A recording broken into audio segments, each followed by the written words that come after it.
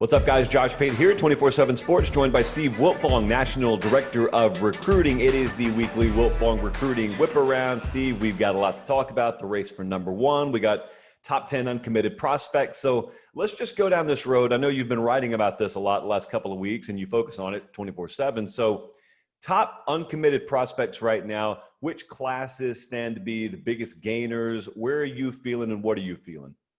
Well, I think when you look at the top 10 uncommitted players in the top 247, which was updated this past Wednesday, you look at Georgia, they're mentioned with damn near every prospect in that group. But let's start with Ohio State. They're sitting at number 2 in the 24/7 Sports composite team recruiting rankings, a shade behind Alabama. But I still think if they can go out and land the number 1 player overall and JT Tuimoloau, the defensive end out of Washington State, and Emeka Egbuka, the number 1 receiver nationally, also out of Washington State, I think that the Buckeyes will find a way to finish number 1 nationally. Now, let's talk about JT and why I like Ohio State right now. I think he's looking for a program. The most important thing, which program is going to give him the opportunity to get drafted as high as possible to maximize that potential.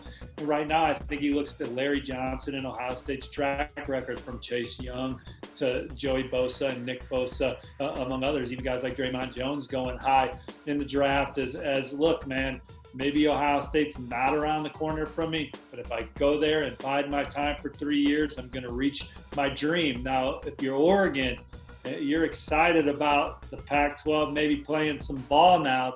Obviously, the Big Ten's, they're signed up, they're on board. Oregon, they're closer to home. They can pitch that same player development in the same sense. Hey, watch Kayvon Thibodeau again this year. Kayvon Thibodeau is a guy who's certainly going to be in the discussion, or appears to be in the discussion of a future top 10 pick, if not more, himself. And so Oregon getting a chance to get on the field, the defending Pac-12 champs. They have a lot of momentum coming into the season. They're the team that I figure has the most chance to gain by them playing this year. That would be a big pickup. In Oregon still alive for the number 1 class. Also, Josh, they're sitting at number 3 nationally. They're trending for top 247 safety Damon David, who's announcing his decision Friday afternoon. I like the Ducks there, and JT and Corey Foreman and some of those big fish, Dante Thornton. Those are guys on the board for Oregon. But Ohio State, if they can land those two, I think that they'll finish number 1. Steve, you talk about the race for number 1, and Georgia's been a mainstay there for a couple of cycles now, finished at or right near the top, virtually every class under Kirby Smart. And right now, I know Georgia's in it for a lot of guys, already got a solid class. What would it take to push that thing over the top, consensus top 3, and how real are the recruitments there and where the dogs stand? Well, Georgia sits at number 11 right now under Coach Smart. As you said, they've never finished lower than 3. They've been number 1 2 of the last 3 cycles, kind of ending that Nick Saban run of annually being at the top. And like I said, you look at this top 10, Corey Foreman, the crystal ball favors USC. Greg Biggins, the lead expert on that one, has Georgia. I think it's a toss-up between Georgia and LSU, and that, in my opinion, is going to go down to the wire in December. And you can't talk about Corey Foreman without talking about 5-star defensive tackle Mason Smith, who I talked to this week. And his recruitment, Mason Smith, Georgia-led in the fall into the spring. LSU changes their defensive coordinator, Bo Pelini. He has a scheme that's more friendly to Mason Smith's style of play.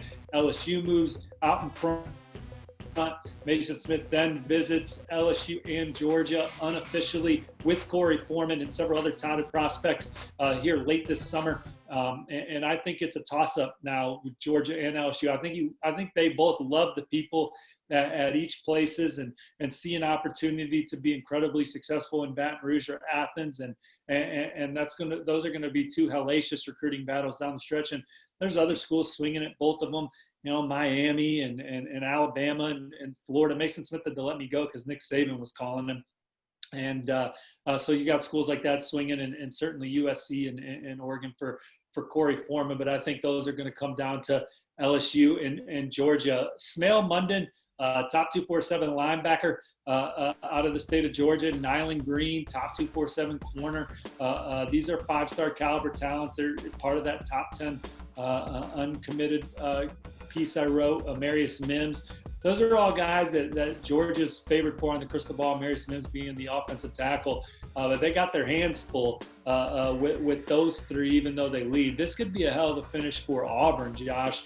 When you talk about Auburn being in the thick of it for Nyland Green also, and JaQuincy McKinstry, the number 1 overall cornerback. Auburn could land our number 1 and number 2 cornerbacks. Auburn had a top 10 class last year.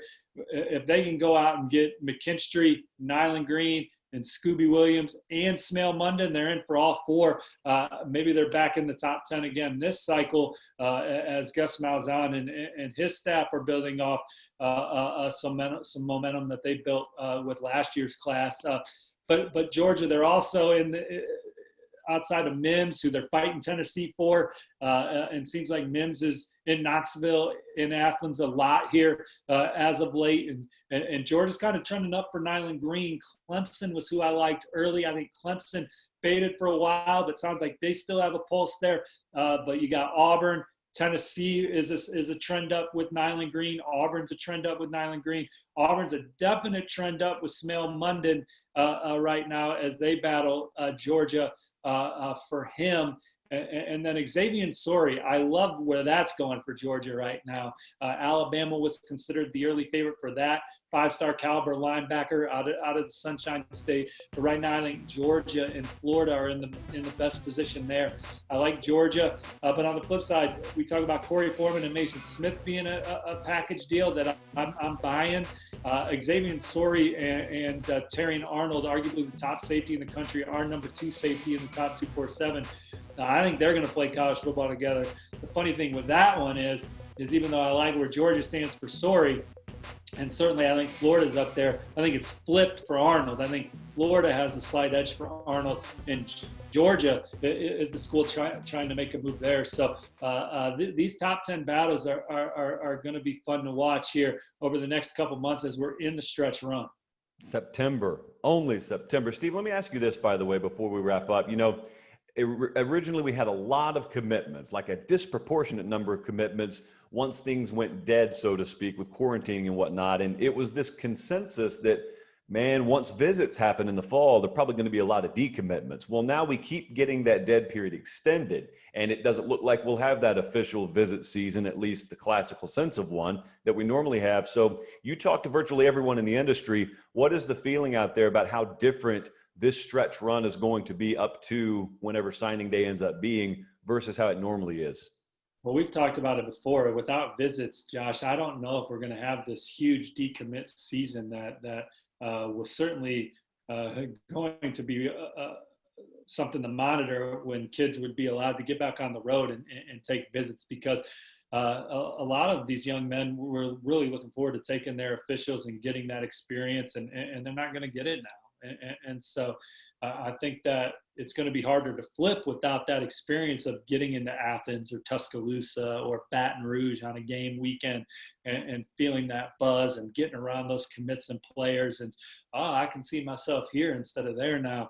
But we're going to have a lot less of that. I still think it will happen. It just won't be as much. And Josh, before we jumped on here, I was talking to a head coach in college football. I think even though we're in a dead period, a lot of these young men are committing to schools, and they never met the staff in person of where they're committed. Another coach called it online dating, and it's now online marriage, because a lot of these schools are engagement to be married when they sign.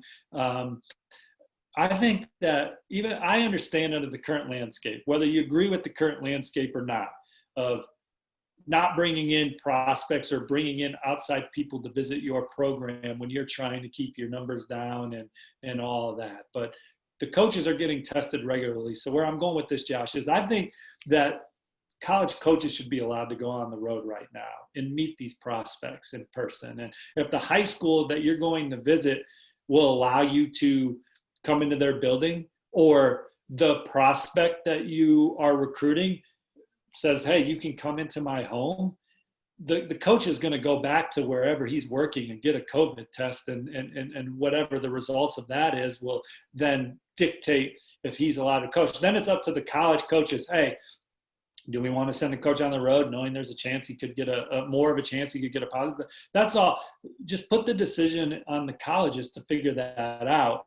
And then maybe they can go out and meet these kids. And I know that's a whole nother, well, we don't think it's fair because we're not going to send our coaches out. I know that's going to create, but that's up to you. Like, whatever you want to do, man. If you don't want to send coaches on the road, don't send them. But if you do, send them, I think that college coaches should be allowed to go out and evaluate. Because the reason why this came up is that coach asked me, how many high school games I've been to. He's like, well, you're seeing way more than us right now. And it shouldn't be that way.